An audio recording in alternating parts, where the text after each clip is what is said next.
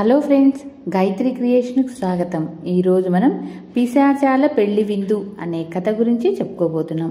ఒక ఊళ్ళో దక్షిణాన వల్లకాట్లో పురాతనమైన చింత చెట్టు మీద కొన్ని ఆడపిశాచాలు నివాసం ఏర్పాటు చేసుకుని ఉంటున్నాయి. వాటిలో ఒక కుర్ర పిశాచి సంసార జీవితం అనుభవించకుండానే పిశాచి అయిపోయింది. అంచేత దానికి మళ్ళీ మనిషిగా మారి పెళ్లి చేసుకుని సంసార జీవితం గడపాలనే కోరిక గాఢంగా ఉంటూ వచ్చింది. ఒకరోజు కుర్ర పిశాచి తన కోరికను మిగతా పిశాచాలకు చెప్పింది. ఆ మాట విని పిశాచాలు విర్రగబడినవి, మళ్ళీ వెళ్ళి ఆ సంసార కూపంలో పడతావా? నీకేమైనా బుద్ధుందా? సుఖాన ఉన్న ప్రాణాన్ని దుఃఖంలో ముంచటం దేనికి అన్నాయి.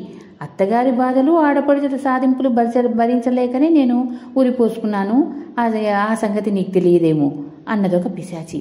ఆడపడుచులు అత్తగారు లేని ఇల్లే చూసుకుంటాలే అన్నది కుర్ర పిశాచి. మర్నాడు చీకట్లో ముసురుతూ ఉండగా కుర్ర పిశాచి అందమైన అమ్మాయిగా మారి కొంత దూరాన ఉన్న ఒక పాడుపడిన సత్రమరువు మీద ఏడుస్తూ కూర్చుంది. కాసేపటికి అటుగా వెళుతున్న ఒక అందమైన యువకుడు దాని కంటపడ్డాడు. వాణ్ణి చూస్తూనే కుర్రపిశాచి సంతోషపడిపోయి మరింత గట్టిగా ఏడవసాగింది. ఎవరు వారు? చీకటి పడినా ఇంకా ఇక్కడే ఉన్నావే అని ఆ యువకుడు అడిగాడు. కుర్రపిశాచి వెక్కి వెక్కి ఏడుస్తూ, మాది పొరుగురు, అమ్మా నాన్న పోయిన అనాథను, అలా ఊళ్ళు పట్టుకొని తిరుగుతున్నాను, నా జీవితం ఎలా గడుస్తుందో అన్నది. ఆ యువకుడు జారిపడి, ఎవరినైనా పెళ్లి చేసుకోలేకపోయావా అన్నాడు. చెప్పటం తేలికే, కట్నమియ్యలేని నన్ను ఎవరు పెళ్లాడతారు అన్నది కుర్రపిశాచి. నీకు అభ్యంతరం లేకపోతే నేను నిన్ను పెళ్లి చేసుకుంటాను అన్నాడు యువకుడు. నాకు అత్త ఆడపడుచులు ఉండటం అభ్యంతరమే అన్నది కుర్రపిశాచి. నాకెవరూ లేరు, ఒంటరిగాన్ని, లంకంత ఇల్లు మాత్రం ఉంది అన్నాడు ఆ యువకుడు. అయితే మన ఇంటికి పోదాం పదా అంటూ కుర్రపిశాచి లేచి నిలబడింది. ఆ యువకుడు ఇల్లు ఊరి మొదట్లోనే ఉంది. మర్నాడే ఇద్దరు పెళ్లి చేసుకుని ఆ ఇంట్లో కాపురం పెట్టారు. అర్ధరాత్రి వేళ తన భర్త నిద్రపోయాక కుర్రపిశాచి ఇంట్లోంచి బయలుదేరి తన పూర్వ నివాసమైన చింత చెట్టు దగ్గరికి వచ్చింది. ఎవరా వచ్చింది?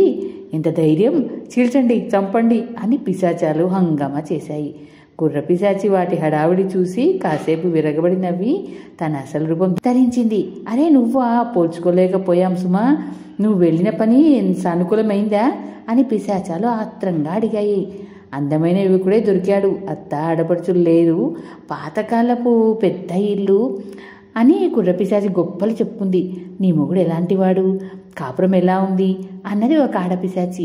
నా మొగుడికేం మాణిక్యం లాంటివాడు, నేనంటే ప్రాణం అడ్డు పెడతాడు, నా కాపురం నిక్షేపంలా ఉంది, మా మధ్య ఎటువంటి అభిప్రాయ భేదాలు లేవు, ఇక నేను వెళ్తాను, ఆయన లేస్తే ఏమైనా అనుకుంటాడు, అసలే కొత్త కాపురమాయా అంటూ కుర్రపిశాచి వెళ్ళటానికి హడావుడి పడింది. వెళ్దుగానిలే, మాకు పెళ్లి విందు పెట్టవేమిటి అని పిశాచాలు ఆమెను పట్టుకున్నాయి. కుర్రపిశాచి కాసేపు ఆలోచించి, అలాగే, విందు రేపు చేసుకుందాం, చీకటి పడ్డాక మీరంతా మనుషులుగా మారి మా ఇంటికి రండి, మిమ్మల్ని మా స్నేహితురాలుగా నా భర్తకు పరిచయం చేస్తాను, అర్ధరాత్రి నా భర్తకు తెలియకుండా మనం విందు చేసుకుందాం అని చెప్పి మళ్ళీ అమ్మాయిగా మారి ఇంటికి తిరిగి వచ్చింది.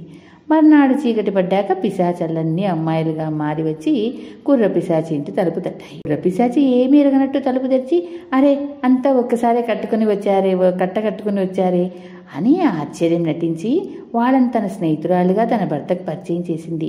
తరువాత ఆమె తన భర్తతో, ఈ రాత్రికి మీరు కింద పడుకోండి, నేను నా స్నేహితురాలు మేడ మీద పడుకుంటాము అన్నది. అందరూ కలిసి మేడ మీదకి వెళ్లారు. అర్ధరాత్రి కావస్తుంది. భర్త మంచి నిద్రలో ఉన్నట్లు రూఢీ చేసుకుని కుర్రపిశాచి చకచకా విందు ఏర్పాట్లు ప్రారంభించింది. ఈ మానవ ఆకారాన్ని మోయటం మా వల్ల కాదు అని పిశాచాలన్నీ తమ అసలు రూపాలు ధరించాయి. విందు ఏర్పాట్లు పూర్తయినాయి. పిశాచాలన్నీ జుట్టు విరబోసుకొని చప్పట్లు జరుస్తూ కోలాహలంగా నృత్యం చేశాయి. తర్వాత అవన్నీ విందు కూర్చున్నాయి. మళ్ళా గోలకి నీ మొగుడు లేచాడంటే కొంప మునుగుతుంది, ఎందుకైనా మంచిది ఒకసారి కిందికి వెళ్ళి చూసిరా అని ఒక ముసలి పిశాచి కుర్రపిశాచితో అంది. కుర్రపిశాచి లేచి మేడమెట్ల దాకా వెళ్ళి ఆగిపోయి ఊనార్చింది. కింద ఆవరణలో సుమారు 30 మగ పిశాచాలు నృత్యం చేస్తున్నాయి. విందుకు అంతా సిద్ధంగా ఉంది. తాను పెళ్లాడింది తనలాంటి ఒక కుర్ర మగ పిశాచినేనని ఆమె గ్రహించింది. దానికి మండిపోయింది. అది ఆడపిశాచాలన్నింటినీ కూడగట్టుకొని నృత్యాలు చేస్తున్న మగ పిశాచాల మీద ఒక్కసారిగా పడింది. పిశాచాలన్నీ అరుస్తూ, గీరుకుంటూ, రక్కుకుంటూ నానా బీభత్సం చేసి పెళ్లి విందు కూడా ఉండకుండా ఎవరి నివాసాలకు వాళ్ళు వెళ్ళిపోయాయి. ఈ అనుభవం తర్వాత కుర్రపిశాచి మళ్ళీ ఏనాడు పెళ్లి మాట తలపెట్టలేదు.